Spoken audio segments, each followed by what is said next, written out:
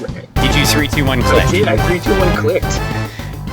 I've totally gone backwards in time. We're now just using Audacity to record these. I know everybody loves the backstory behind these podcasts. I said, screw the man. I'm not using these things that downgrade my audio quality. We're going to audio quality it up right here. Right. Yes. In Audacity, the newest piece of software ever invented. You know, honestly, for everybody that bags on this kind of stuff, this is what podcasts were born on. Why not go back to the roots? That's right. I mean, we're not going to use GarageBand or something like that. Whoa. Some of my best music was created on GarageBand. Thank you very much. Mm-hmm. Yeah, that's when you had enough money to have Apple products. I mean, I did buy a very cool iMac from Lawyer Paul. Yeah, used. Yeah. And I still, from the bottom of a bin in a thrift store somewhere. And I still use it to this day to put all my music on.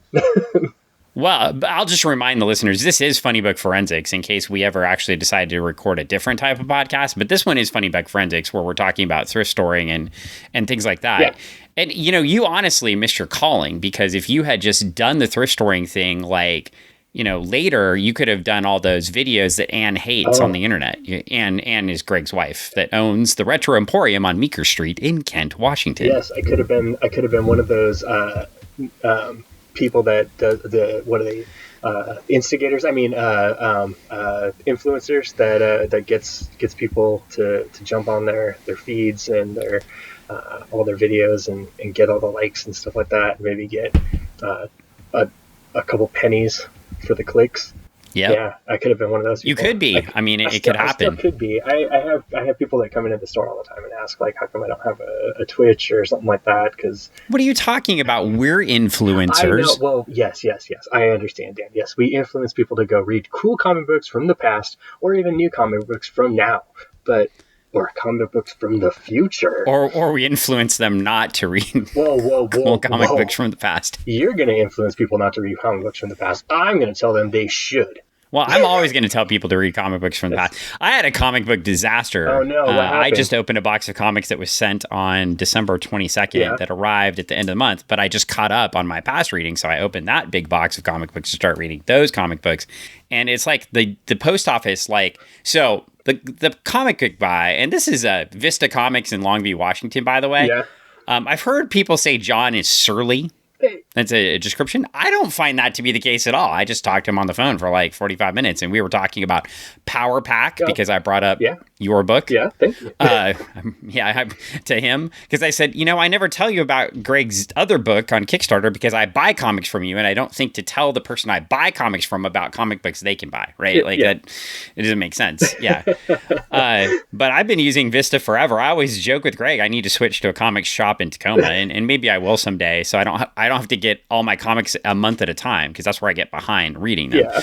But it's he's always been great to me as far as when I lived down there, and he just kept shipping me my books and has been consistent every month. And he takes great care in shipping them. He used to ship them in diamond boxes, but of course, you know, diamond is whatever it is now. Yeah.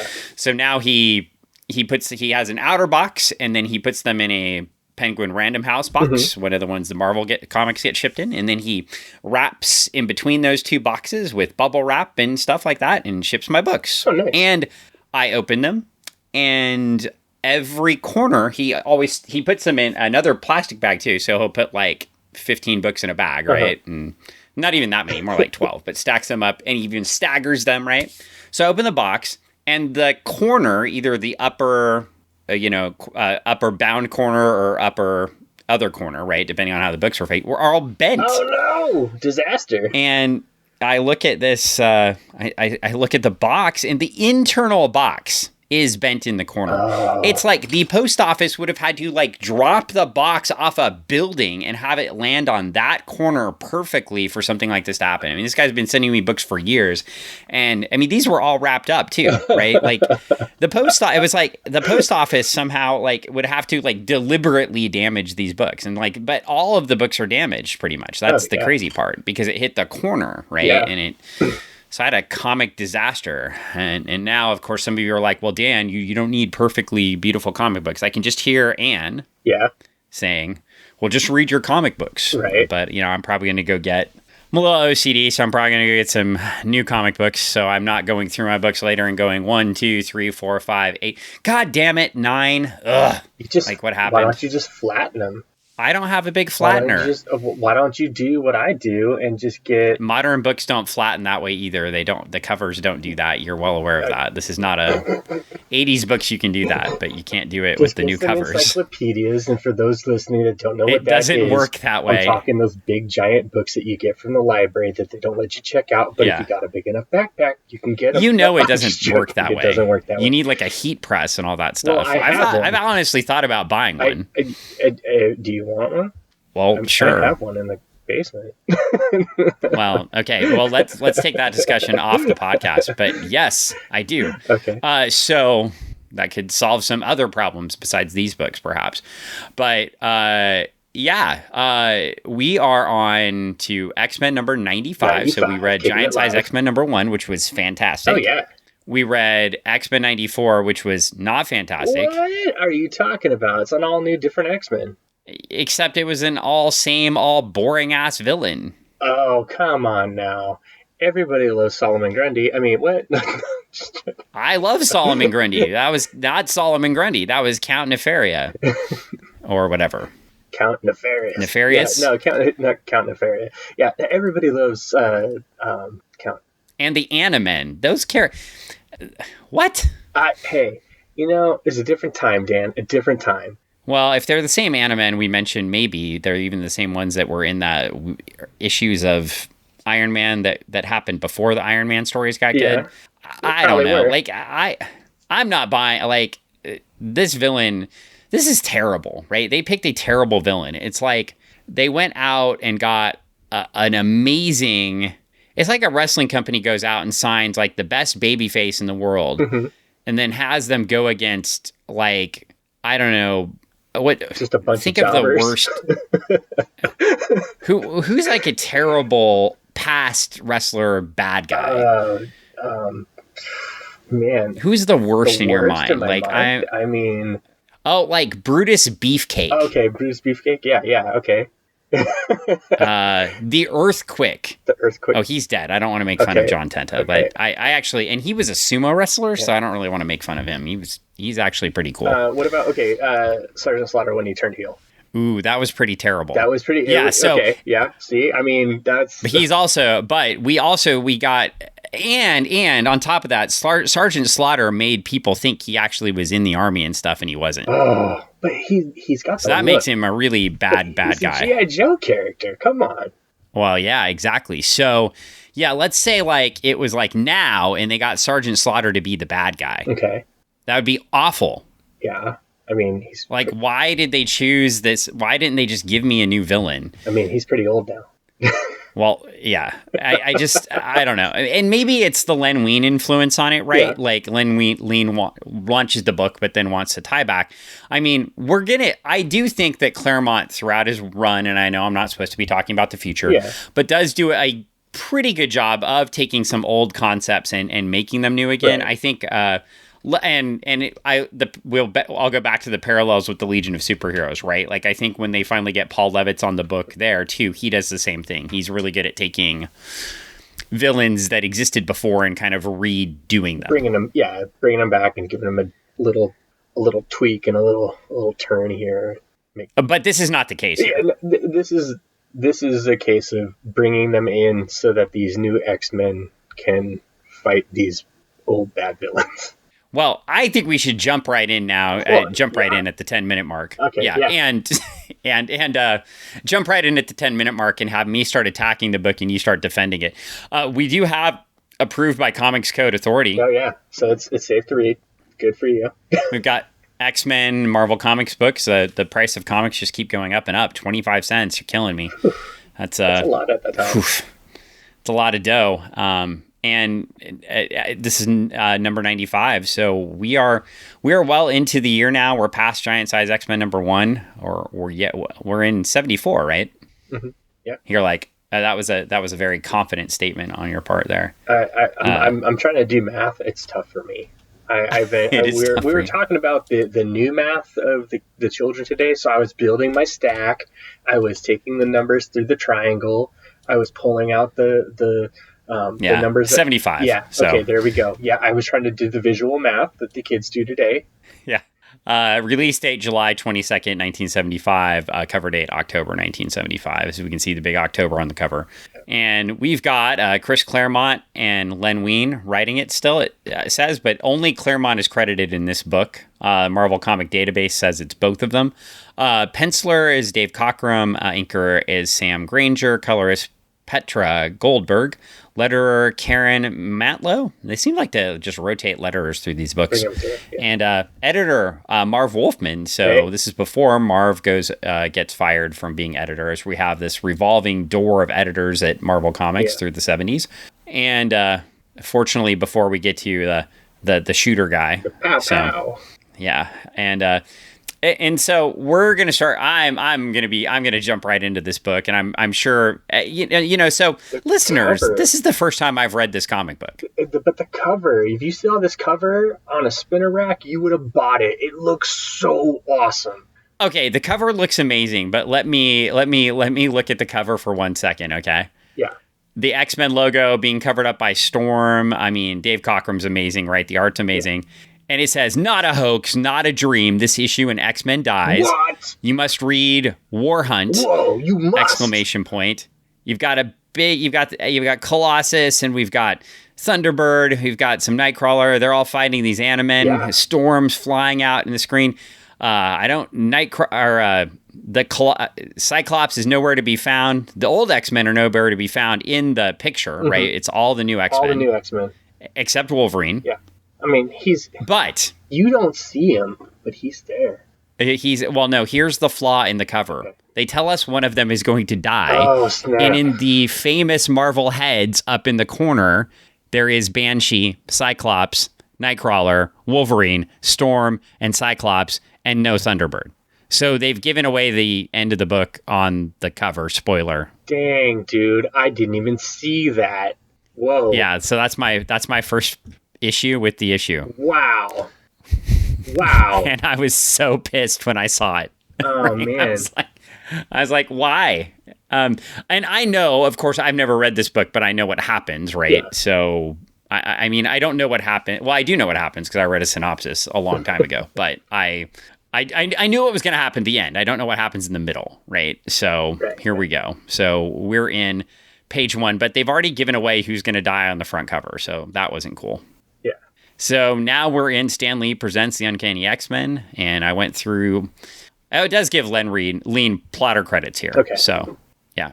And it was right there. I missed it out. So we're transitioning from Len Wein to Chris Claremont, and we get War Hunt, and we get a great view of all the X-Men flying out of the sky, out of an airplane. And I love how Cockrum just has them all in these weird different positions as they're trying to get their bearings floating through the air. Yeah, as they're falling. Free fall. Yeah. And the only one that looks sort of like he knows what he's doing is Banshee, right? Because, and sort of Wolverine. Wolverine looks like he's maybe done a few, maybe he was jumping into wars or I don't know. Yeah. And all it says is War Hunt has, these are the new X-Men, and in a few seconds, they will all be dead. Whoa. At the end, we're podcast over. Yeah, and, that's it. Okay, thanks a lot for listening, everybody. Next up, we're going to be doing a new format completely. So yeah, end of an era. Thanks for joining us. End of an era. We've gotten rid of comics altogether. Yeah, we're just going to burn them. But instead, we get Cyclops falling toward the Earth head first, which would have been fantastic if his head just splattered all over the Earth. I don't know what would have happened to his powers if that happened. Crazy. He hits the Earth and his eyes are still working. Yeah, it's like a James Gunn thing. I don't, that's what would happen in one of his movies. I don't know. I can see it. Well, anyway, we get a short recap with the Beast in the background, and we see Count Nefaria, and we're going to see him a grand total of one more times in this book. I believe. Yeah. So it's a good time we see him in the recap. Yeah. And the Animen one or two more times in the book. Yeah. The one thing I'll say about this book is a positive. we do get some character development. I'd like to see more here, but we do get to start to see the threads of the Chris Claremont character development, where it's more about the interaction of the X-Men than it is actually fighting the villain. Yeah, and honestly, that's what I like. It's a team building book. And I can talk about that more, but I really feel that this lays the groundwork for this team as they're starting to build up, and you get that feeling that they're becoming a little, the strings are being pulled out. Yeah, that's where I'll disagree with you a little bit. Oh, okay. I agree with the first part, but I really think this book is a spotlight on Nightcrawler. Okay. I don't think it builds the whole team. I don't think I get a good feeling for the personality of all the members of the team except for Nightcrawler. That's fair. They all don't get that kind of shine. That is true. And I think that's good, though, right? Like, when you have a team book, I think it is good to introduce the characters to people over time. And this is what, one of the things Claremont was really good at, besides the plot threads that he would tie together. They had Claremont and Gerber writing for them at this time. So 2 all-stars write it, having plot threads hanging and then, tying them back together. Right. By the way, just to interrupt this for 2 seconds, I just finished up the Defenders #2 Omnibus 2 and finished the whole Steve Gerber run. Jeez. So we were on the Destroyer Duck stuff, and I just got through that. That was a wild ride. That's all I've got to say. We may review a little bit of that because it was a hell of a ride. Right. The problem is think we'd have to do almost like a whole Defenders podcast to do it, because we'd cover like 18 books in a row, right? God. Because there's so many dangling plots that keep getting picked up. Yeah. That if you just read 1 or 2 books in the run, it wouldn't make any sense. That's true. I mean, and that is the hard part. That, like, when I was younger, and I'll admit, like, I would be I'll pick up a book or 2 and then I'd be lost. Like, I'm like, I don't know what's going on. And I'd grab another couple books and I'd be like, okay, I know a little bit about this. I don't know. Well, and I think that's the fun thing about this part of the X-Men too. You think a lot of teams were started in the Silver Age. And here, the X-Men are started in the Silver Age, but we get a relaunch in the Bronze Age. And so the readers here get a reset, and they get to learn all about those characters. And, you think then people get to grow up and love these characters, right? Yeah. And so we don't have the movies. Now we get the movie to relaunch a character, right? Or redefine a character. So you think now in the 2000s, the people that grew up with that got the Iron Man movie, which resets the entire character. Here, we get a reset of the X-Men with new characters that people get to grow with the exception, of course, of Cyclops, who sucks and who doesn't grow at all. Yeah, like everyone hates, and it's okay. I think my favorite thing I did this week was send Greg a gif of Cyclops getting punched in the cartoon by Wolverine, which I still remember that. Yeah. It was after Morph died. Morph, that famous character that we saw in the comics. Yeah. A lot. All the time. Yeah. He was like in every panel, on every page. Yeah. You just didn't know because he was hiding in the background. Yeah, he was always morphing. Well, anyway, we get first we get Cyclops trying to murder the team again. So they're flying out of the sky, and Cyclops is like telling Storm, Banshee, listen up, grab an X-Men. Hey, Kurt, go ahead and teleport yourself to the ground. And Nightcrawler's like, I can do that, but I would die because, like, gravity. And then he's like, the law of conservation of energy demands I materialize with the same velocity I started with. So clearly Chris Claremont just wandered out from his physics class in college because he's like, But yeah, I love, like, the very first move in the book, because Cyclops sucks so bad as a leader, is to try to murder one of the people. I would say it's just more or less he just doesn't understand. But didn't he? The whole last issue, the entire thing was Cyclops training them in the danger room, learning all about their powers, and bitching at Thunderbird because he wouldn't let him learn about his powers. Right? Am I wrong? No, you're right. And that's the thing. So like soon we still don't have a clear, concise understanding of Thunderbird's powers. I have no idea what Thunderbird's powers are, but I can tell you what everybody else's powers are. Yeah. And Cyclops is supposed to be assessing those skills and learning all about them, right? Yeah. And the first thing he does is has no idea how Nightcrawler's power works. He's like, you can get to places. You can teleport. Yeah, teleport to the ground. Okay, I mean, yeah, he clearly has an idea, but not an understanding. Well, it's also pretty clear as we flip the page that Chris Claremont just came out of college because he knows Russian, which clearly makes him a communist. Because long before the only words in Russian that Colossus said were boishi moy or whatever that was, like, right? Actually, I do think this is kind of cool because I actually thought it was kind of lame. When I started reading X-Men, that's the only thing Colossus would say in Russian, right? Yeah. And here we actually have the text is written in Russian, and I have no idea what it means. Me neither. But it's kind of cool. Like, they're illustrating that somebody actually speaks a different language. True. Without doing the, like, parentheses or translated by thing. Yeah. And just writing it in English. But moral of the story is everybody's falling, and Colossus is like, no, I'll just fall on my own. It's all good. And then we see Cyclops floating down in the sky, and it's like impact minus 63 seconds. And I was so excited. Granted, I knew he wasn't going to die, but I was so excited because it's like Colossus is the first to land. Mm-hmm. And if one could truly call this a landing. But right up above that, you see Cyclops is falling. Yes. So at first, I didn't realize that was Cyclops crashing to the earth. I thought, or I wasn't Colossus. Sorry, I didn't realize it wasn't Colossus crashing to the earth. I thought Cyclops had crashed to the earth. Oh. And I was so very excited. You thought that Cyclops had hit the ground and exploded in a fiery ball. Right. For just 1 second, I thought I'm rid of Cyclops forever. No, sorry. He is not the X-Men that dies. Yeah, well, either is Colossus. So, and I would tell you what page number we're on. But there's no page numbers, just like Starlight. But much like Starlight. Hey, we follow in greatness. If it's good enough for Claremont, it's good enough for Travis, Webb, and myself. Well, I'll say like the Sovereign 7 Claremont and not the X-Men Claremont. Okay. But anyway, we're back. So, wow, you're just gonna take these hits today. I am. It's we've got everybody else is floating down, and eventually we get to the next page, and Banshee goes over and, much to my chagrin, grabs Cyclops under the armpits, and since he's falling at terminal velocity, grabbing it under the armpits, rips his arms off. He bleeds to death, and I never have to see Cyclops again, right? No, I'm sorry. No, doesn't happen. So what we missed on screen.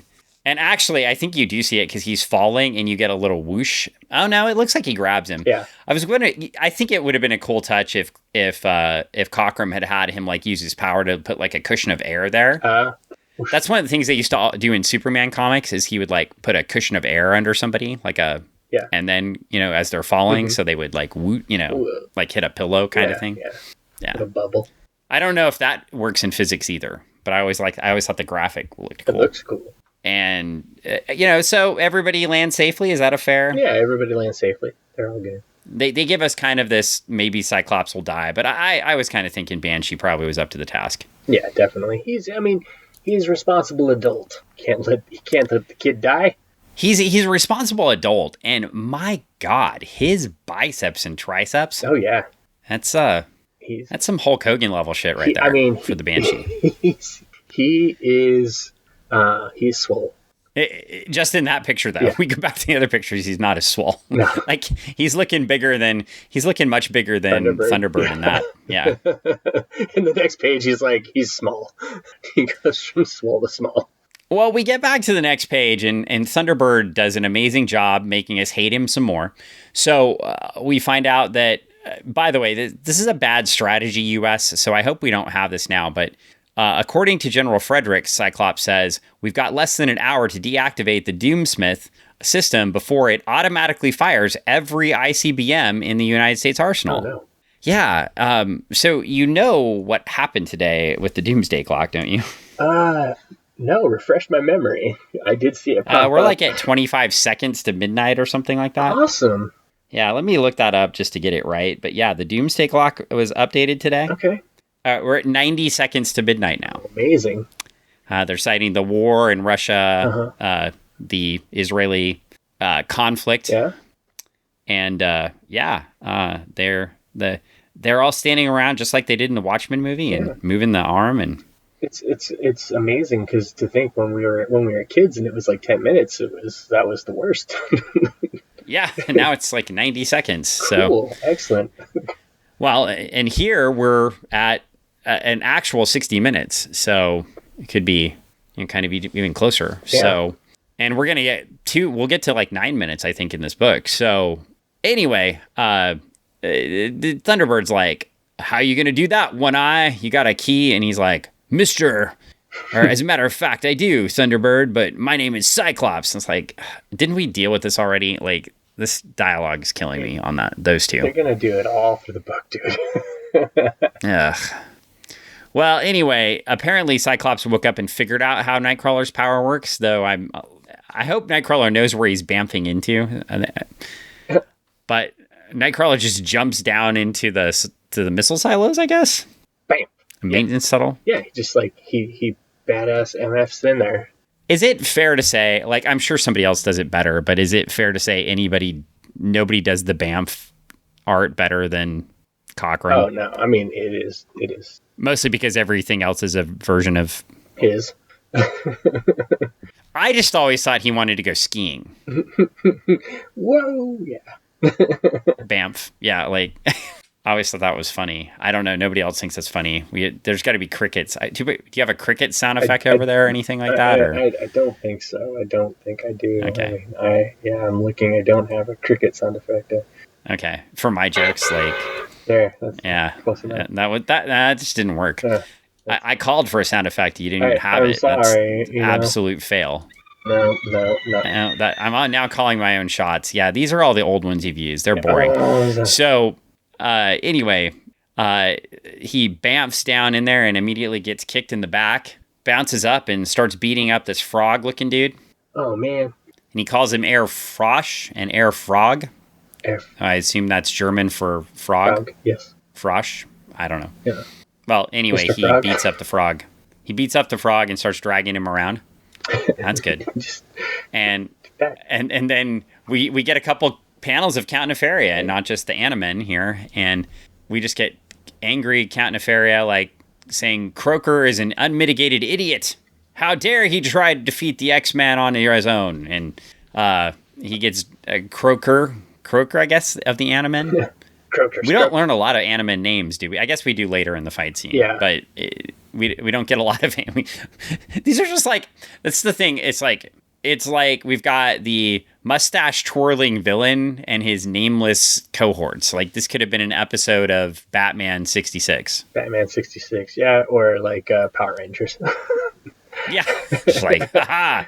It's just, well, and we'll say too, I mean, in this case, and maybe I'll turn my own argument on myself, right? But in this case, the villains are just there for the team building. And this is like Walking Dead, right? The zombies are only there so we can see the development of the other characters, right?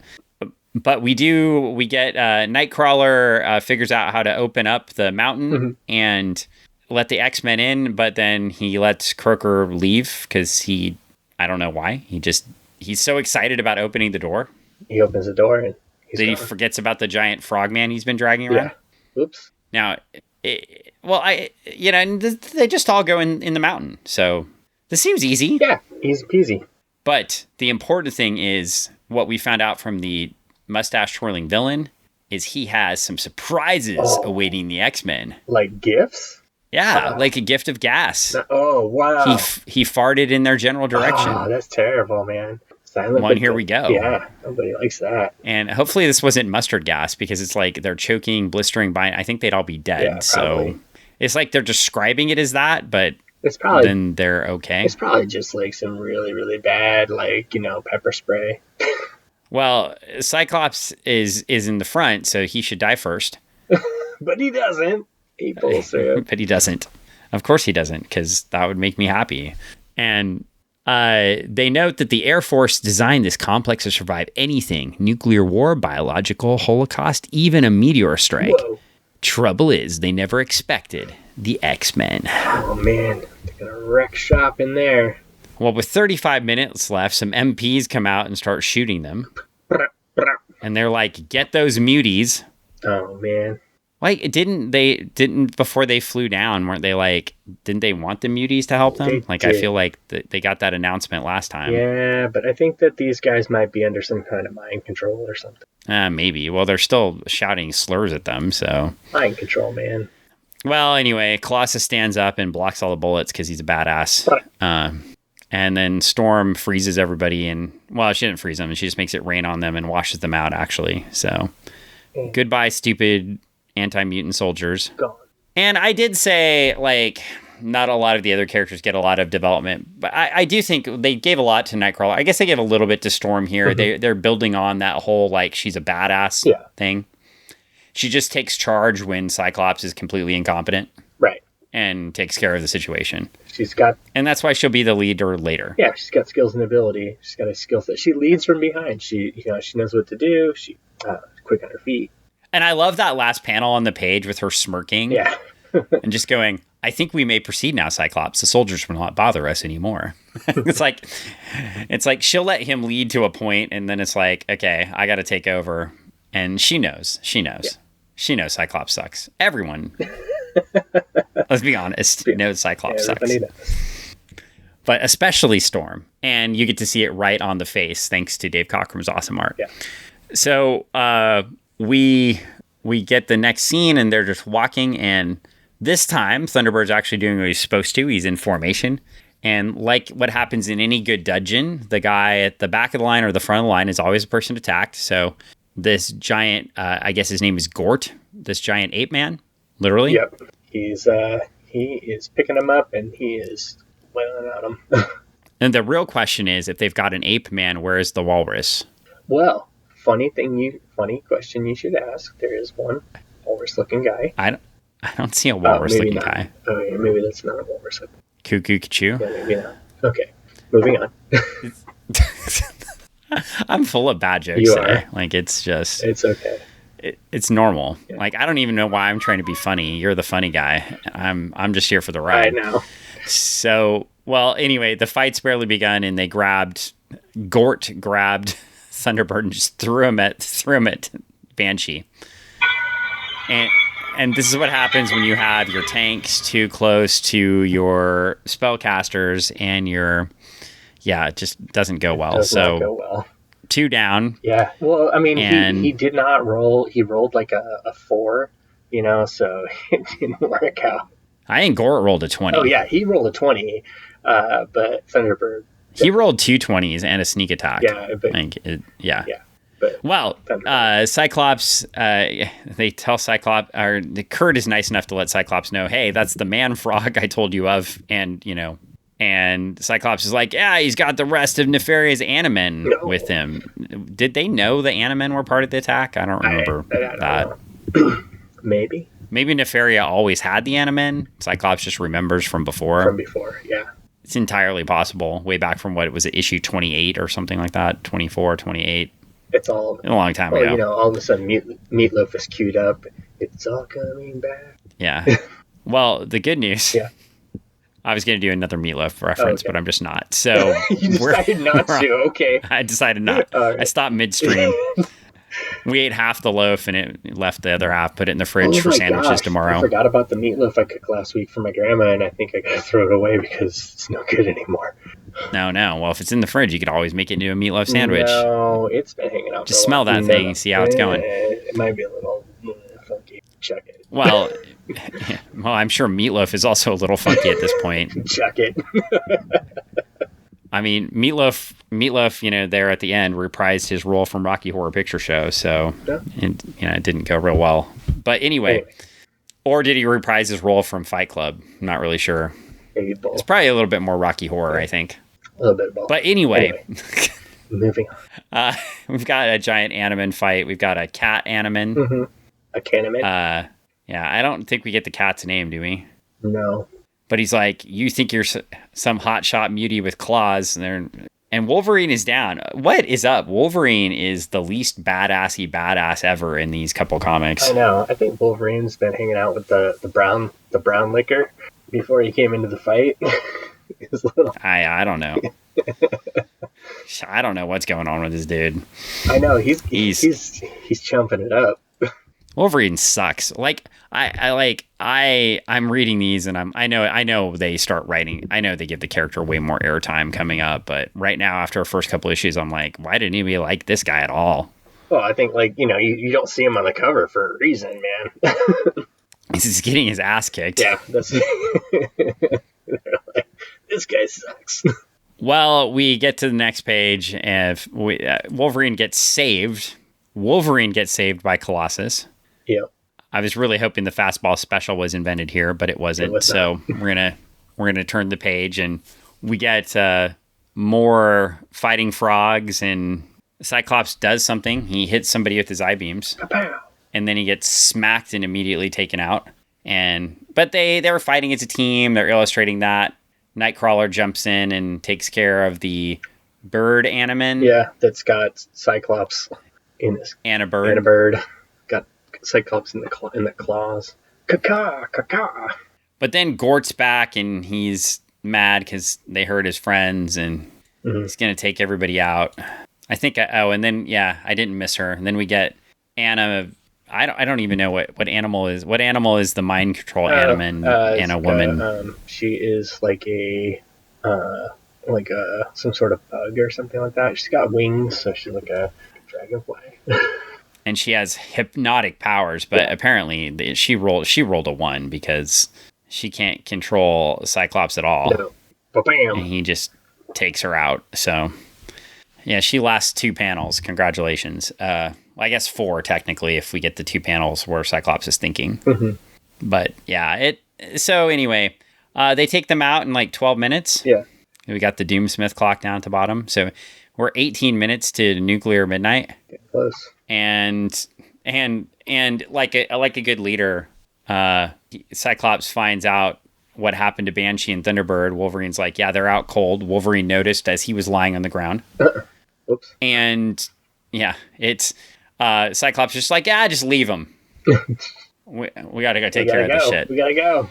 Always a good plan. Split the party. Rule number 1. Yeah, leave them behind. Of every D&D game, split the party. Always a good idea. And so we get a flash over. We see that there's 9 minutes left now. Jeez. And that was, I don't know what they were doing in 2 panels. They went 9 minutes. Wow. Like I've seen a lot of football games where like a minute can take like 9 minutes. So this seems a little bit ridiculous. It just jumped. Well, who knows? Something happened, man. Well, we get a flashback and, a flashback. I don't know. Not a flashback, flash forward.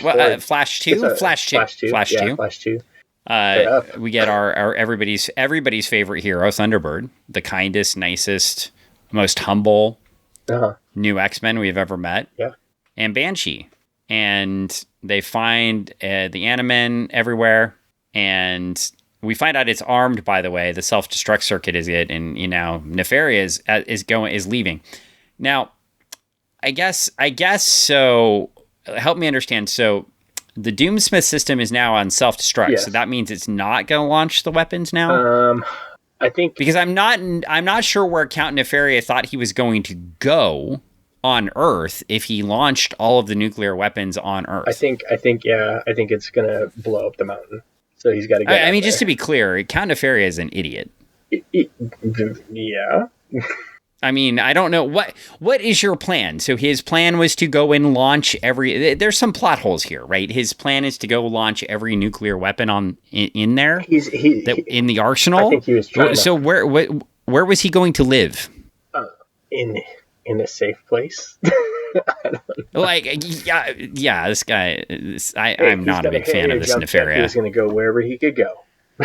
Well, we get another scene where he's going to an airplane and he says, "The fools, the X-Men think Count Nefaria is beaten, that they've won, but the very moment of their victory will be the moment of their death, the moment of Nefaria's greatest triumph."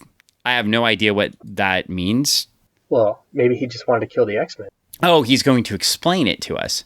The self-destruct system will blow this mountain, and all it is the deepest pits of hell, and when that happens, Count Nefaria will be long gone. Ha-ha! Ha-ha! But it's not true.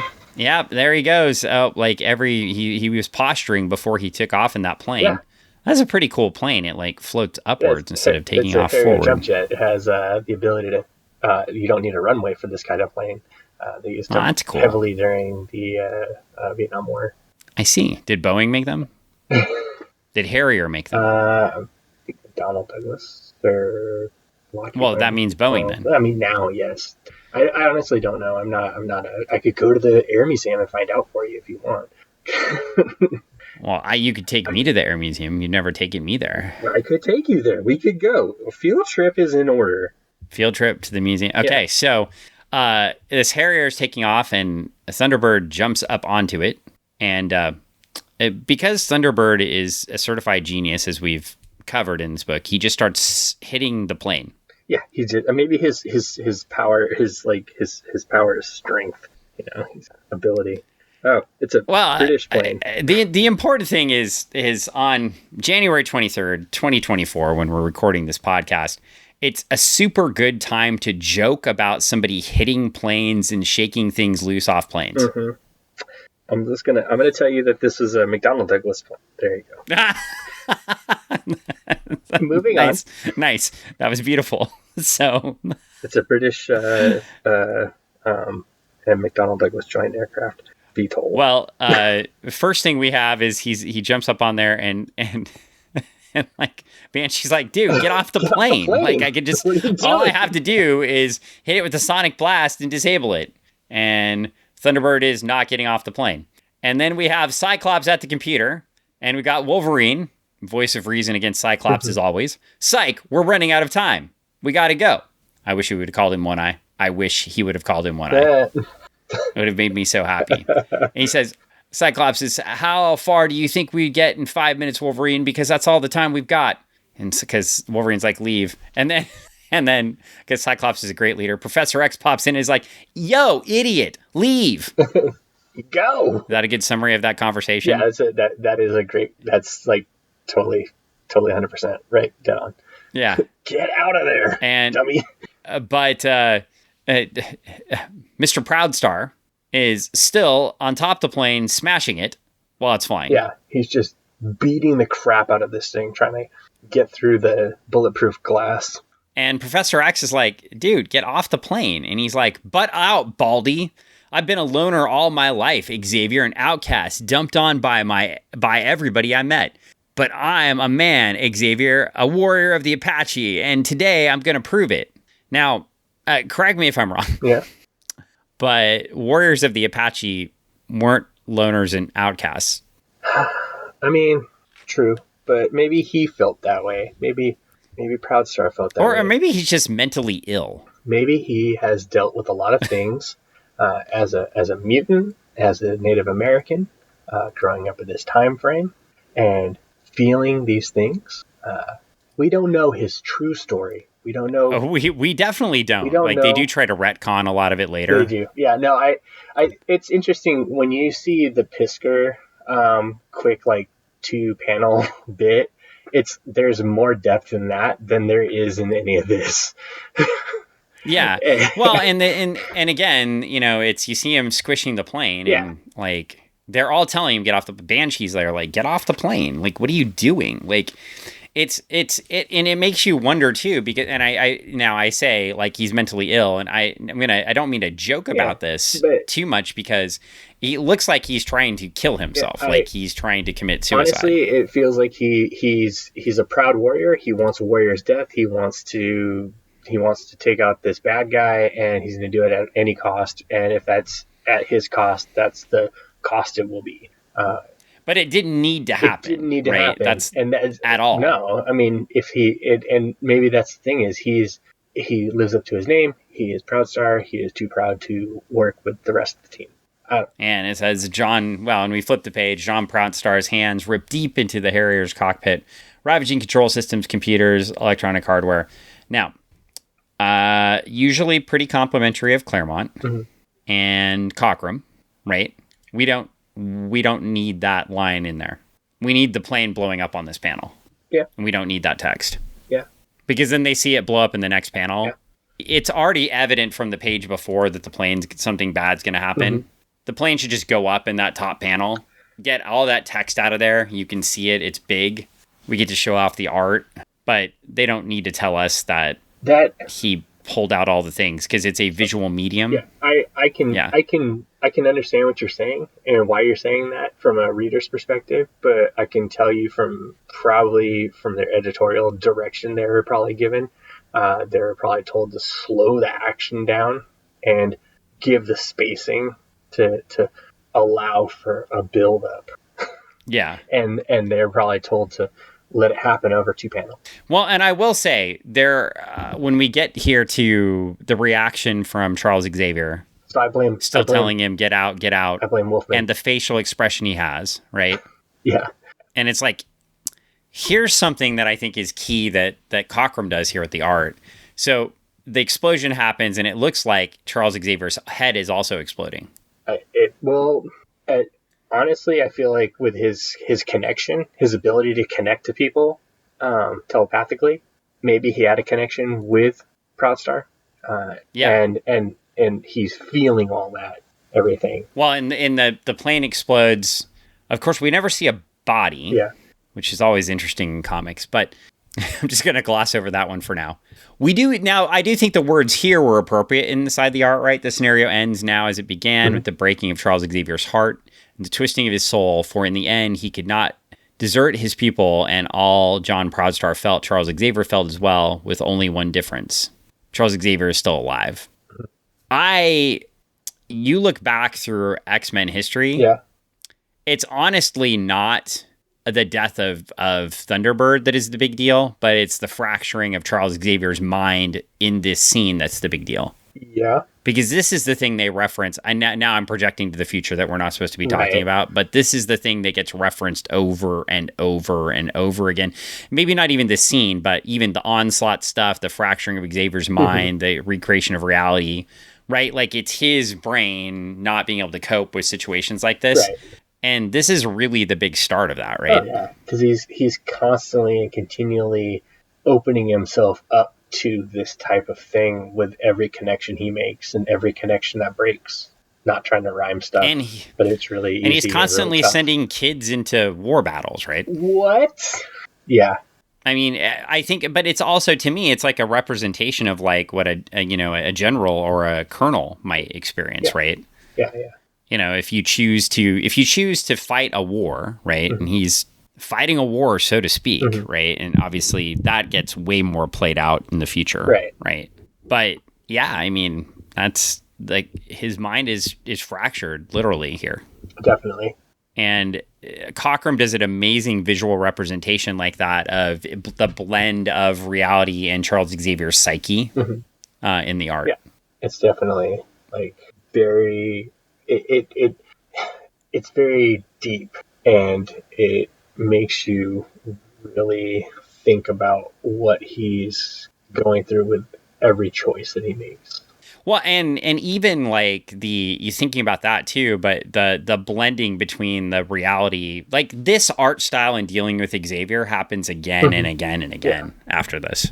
I mean, because he's living through the experience, even though he's not there, he is there. I'm also going to even make the challenge that I like this better than when Xavier like goes on like when he goes to the astral plane or whatever. I like this blend better than when his thoughts separate from the body, if that makes sense. Okay. Because it makes it real, and the facial expressions are crazy. Anguish. Yeah, I mean, they're not a Gil Kane facial expression, right? It's not quite that good. It's not gonna be. I mean, gosh, you got Dave Cockrum. It's not Gil Kane. But yeah, it's not quite Gil Kane. I think, or Neil Adams. But I mean, these are.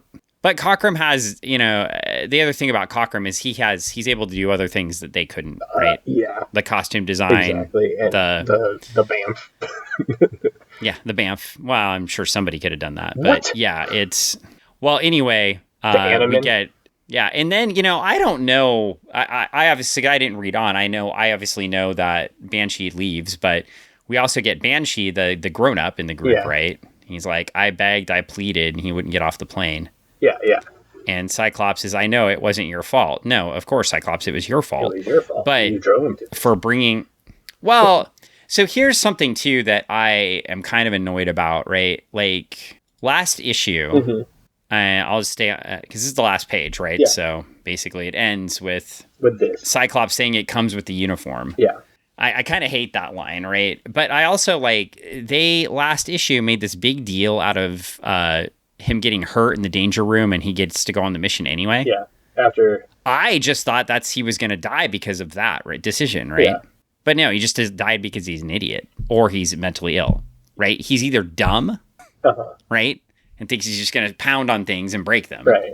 Or to your point, like he's suicidal and he goes out in a warrior's death, right? I'm not saying he's suicidal. I'm just saying that he thinks that the only answer is his answer, and to his only the only solution is the solution that makes the most sense to him, and that right. You know, he's so proud. He's so stubborn. Yeah. And if it means putting his life out there, then he's going to do it. To prove his point. Yeah, and it's frustrating because it's like I can see where he's coming from, but at the same point I can't agree with it. You know, you can see it, but you can't. You don't have to agree with it. It's one of those things. It's like I wish he had more page time. I wish he had we had more understanding of who he is, or more of a character development for him, because I feel like there's a lot there, and it was a wasted character. Yeah, I do too, right? And because that's the other thing about it. He's not in the book long enough for me to care about him dying. Yeah. Right. As a reader, okay, he dies, but I don't, so the jerk died, right? Yeah. And and as a reader, I'm like, and he deserved it because he was an idiot. And that's the thing, never reading the story before and just, knowing that it happens and the reverence that the character has, right? And I get there weren't as many deaths in comics then and right. that. And so, I understand some of that piece and it's jarring. I wonder if in the time that and this is a question more or less, it's just a question to think about. In the time frame in which this was written, do you think that they did this type of story with this character dying as and using this character as the one that dies all right, so here is a character that we don't have a lot of connection to. We're gonna use it as he's our bad good guy, and this is what's gonna happen, and it's okay. And in this time frame, it's okay. I don't think that this type of situation would fly today with this type of character. No, I don't think it would. Here's the one thing I will say, because I did read the first few pages of the next issue, which we're not going to cover on the podcast, right? Because it's not Xcast. If you want to do a second podcast and we want to cover all the Uncanny X-Men books from the start to through, I might welcome that, right? I mean, you're gonna be here a few years, but we all of a sudden, I would say hilarious. All of a sudden there's nothing but people messaging, yes, we want to hear your hot takes on the X-Men. Please do the second podcast about the X-Men. Oh my god, you guys are hilarious. We can't wait. There will be we have no hot takes on the X-Men, and the X-Men are one of the most overanalyzed books. Everything you say is so I new. did in the first few pages of 96, Cyclops is struggling with what happened. So at least there's some reference to it. Also in the next issue, Banshee is dressed like a caddy. So that must have been high fashion for the 70s. He's he was hip. Yeah, he was hip. He was hip. He was hitting the clubs. Hip to be square. He was hitting the clubs. Yeah, so but in two ways. Well, anyway, but yeah, I mean, I don't know. I would say not my favorite book. Not my favorite book is a single read, so I want to emphasize this, right? Because we weren't allowed to talk about the future, right? You heard me though. I get more excited when I talk about what comes out of the book, because the Banff piece comes out of the book, right? We get more of. I know Banff showed up before, but this is the Banff in combat, right? We get we get this the growing the evolution of Xavier's character, right? And not just being the guy that pops in to tell them what to do at the end, but the person who's really like powerless and actually can't do anything to solve the problem. We get Storm's facial expression and her slow usurpation of Cyclops as the leader, which will eventually happen. We get Colossus being Russian a little bit, like. And really, we don't get anything out of Wolverine, which is fine. I unpopular opinion, I think I like all the other characters better than Wolverine anyway. You love all the other characters. I mean, and it's fair. I mean, we get... Except, well, I like Wolverine better than Banshee and Thunderbird. I just mean of the core, right? Of the core characters. Okay. It doesn't mean I don't like, and I'm going to be clear, I love Wolverine, right? I don't dislike Wolverine. I saw you with that shirt that's like got Wolverine in a big like the no symbol, like a Mr. Yuck or like the Ghostbuster thing on it. You know what? If one of the listeners wants to get me a Wolverine with a Ghostbuster symbol over him, I'll wear that. I'll wear that to a convention. But. And like on the back, it was like as far as I mean, that was so. I mean, but I think it was more Hugh Jackman on the front. So I don't know. Maybe I'm confused. I don't know. Anyways, of the core four, obviously, I think you have to like Wolverine more later, just because he's a better developed, more developed character. I don't mean that. Then maybe Colossus, right? I think, but I always liked Nightcrawler and Storm more than Wolverine. For sure. Colossus, maybe not. Like, but 10 issues away from this, you get a better built up Wolverine, and 20 issues you're going to get a Wolverine you're going to like. But well, I mean, but as of right now, if I'm picking, I love Storm and I love Storm and Nightcrawler, course, right? They're great. Like I love them. Yeah, they're great. And Colossus is kind of a big doofus, but he's getting the job done, and Wolverine really again didn't do anything in this issue. What I like about him, I also think too, this was probably good for Wolverine, because I think building up the other characters first and letting Wolverine grow over time was probably good for the character in the long run. I feel like in this issue you had to let Proudstar, you had to let Thunderbird be Thunderbird, do Thunderbird like jerk run, and have him front and center for that, and have Wolverine not be that guy, and then Wolverine steps out and is the jerk for the next 10 episodes or 10 issues, and fills that spot, because like I said, you can't have 3 jerks in a room and then who do you choose from, because Sunfire, Thunderbird, Wolverine it's a tough run. Well, I mean, and Cyclops. Well, I was going to say, and then you had Havoc, and Havoc already left. So, I mean, Havoc's...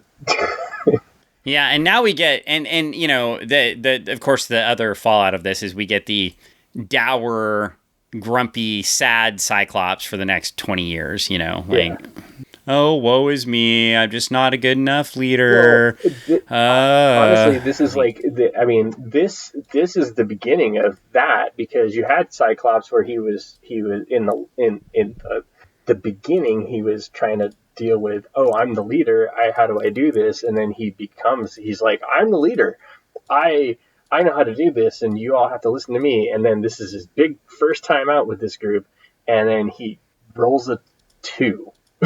I would say 1, but at least everybody lives. No, they don't. Not everybody. Star. Yep. And and it looks like Havoc's back in a couple issues too. So. Oh yeah, well he has to come back because his brother sucks. Yeah, they both kind of. Well, it's funny. They both end up leading. Like obviously Havoc leads X Factor a lot of the later X Factor, not the beginning. But yeah, this was fun. This is a lot of fun. I know as much as you dislike certain aspects of it, but it is an interesting thing to discuss. It's an interesting to look back on, and there's a lot there to talk about in a sense of for comics, for character, for writing, for art. There's so many different facets to the X-Men books, And then from just a human perspective, even though it's mutants, obviously, it was written because they're dealing with ways that people are different and how we deal with that, but it's easier to put it into mutated people with powers as opposed to talking about people. And yes, it is. and you look at it like that and you're like, oh my gosh, this is what they're talking about once you kind of like take the layers apart.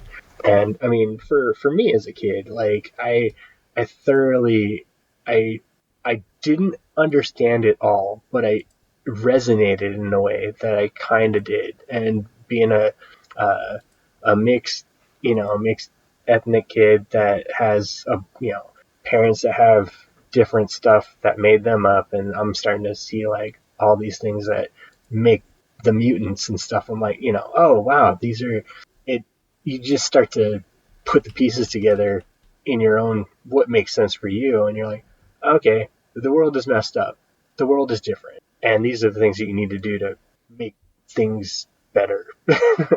Yeah, well, and that's also the other appeal of the book, Yeah. right? But then that's too, like, everything you just talked about is why I thought Count Nefaria was the stupidest villain to start with. Yeah. Well, I mean, and you take a look at what he did. He took regular people and turned them into animal mutant people things. That, Yeah, they don't really, like, it's...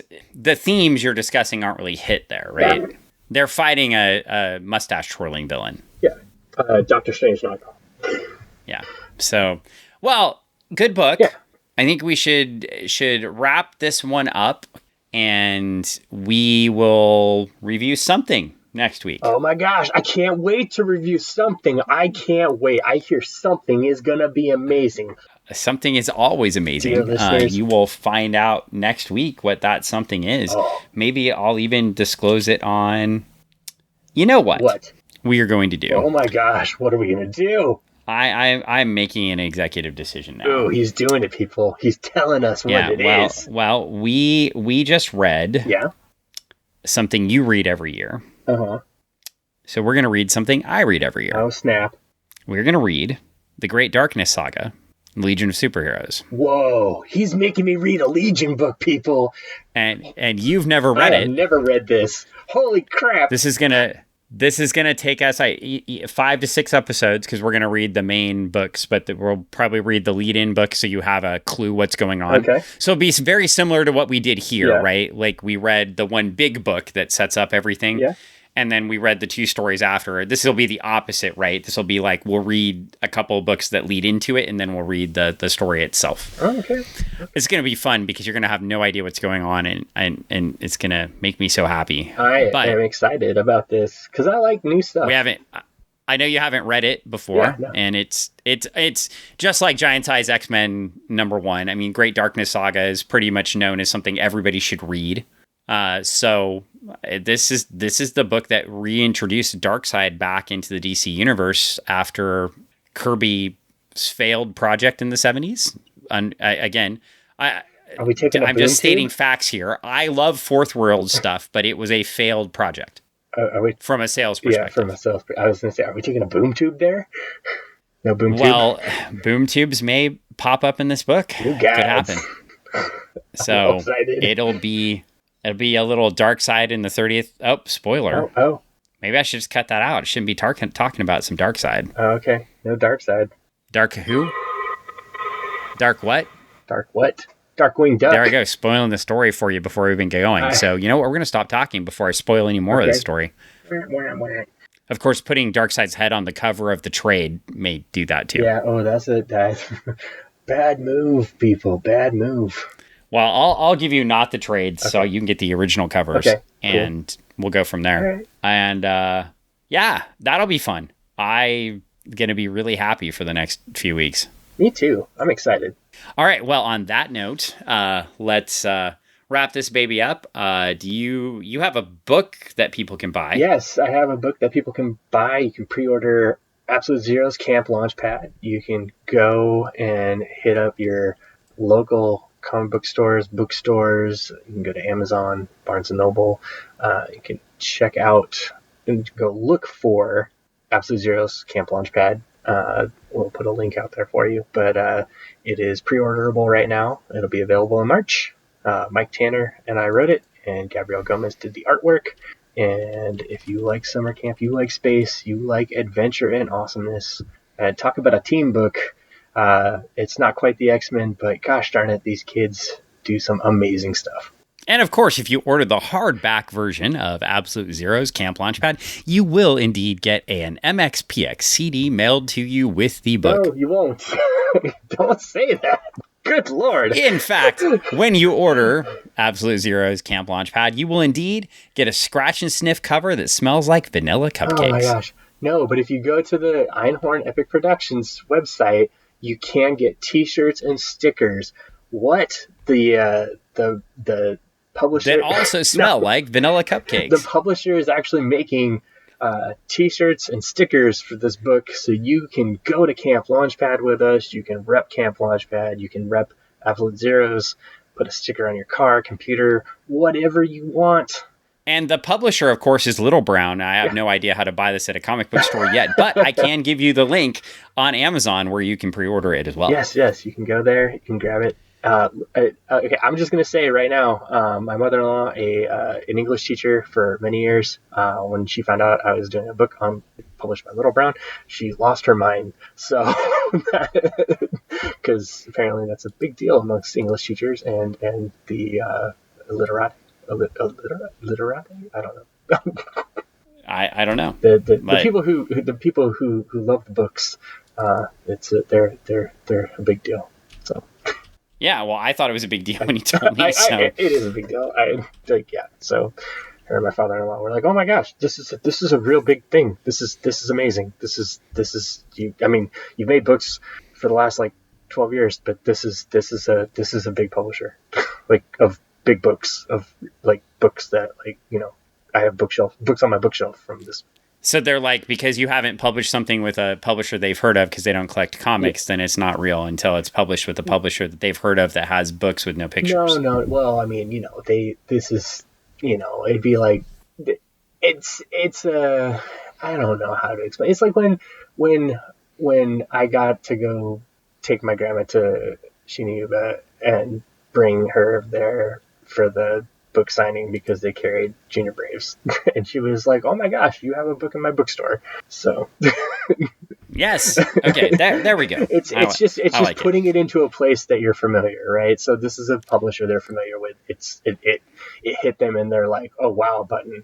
Same thing with my grandma when I had a book signing at a bookstore that she actually buys books at. So. And then she was like, "Why isn't it in Japanese?" And I was like, "I don't know."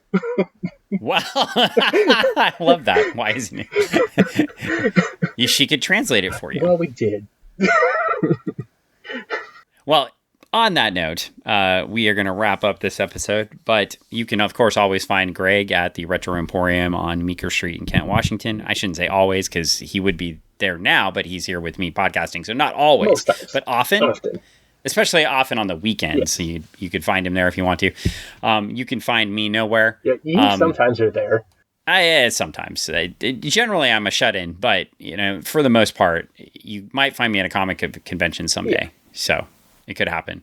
But we look forward to you listening to the podcast next week. Yes. Where we get into the Great Darkness Saga. So if you want to pick up the Great Darkness Saga trade paperback or however you want to do that, go ahead and you can follow right along with us and learn about the books that were published about the Legion of Superheroes before I got my first Legion of Superheroes book and already loved it. And when I went back and read that, was like, oh my God.